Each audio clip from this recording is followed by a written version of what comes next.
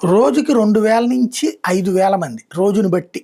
ఆదివారాలు అట్లయితే గనక 5000 మంది దాకా, మిగతా రోజుల్లో 2000 మంది దాకా బంగ్లాదేశ్‌లోకి వెళ్ళిపోతున్నారు. బెంగాల్‌లో ఉన్నటువంటోళ్ళు. అక్కడ ఉన్నటువంటి సాధారణ ప్రజలు వాళ్ళని తిరస్కరించడం, ప్రభుత్వాలు అరెస్ట్ చేస్తాయన్న భయంతో వెళ్ళిపోతున్నారు స్వచ్ఛందంగా. నిన్న ఆ విజువల్స్ కూడా చూపించా. ఎంత బారులు తీరున్నారన్నట్టు.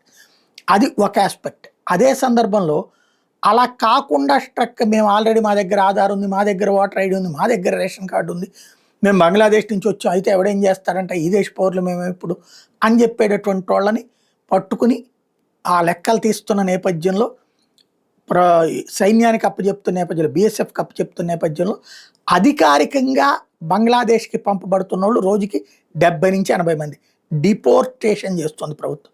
నిర్బంధ శిబిరాల్లోకి పెట్టి ఆ తర్వాత అటు పంపిస్తుంటారు. ఇది రాబోయే రోజుల్లో సంఖ్య రోజుకి 200 మంది దాకా ఆ విధంగా డిపోర్టేషన్కి ప్లాన్ చేస్తున్నారు.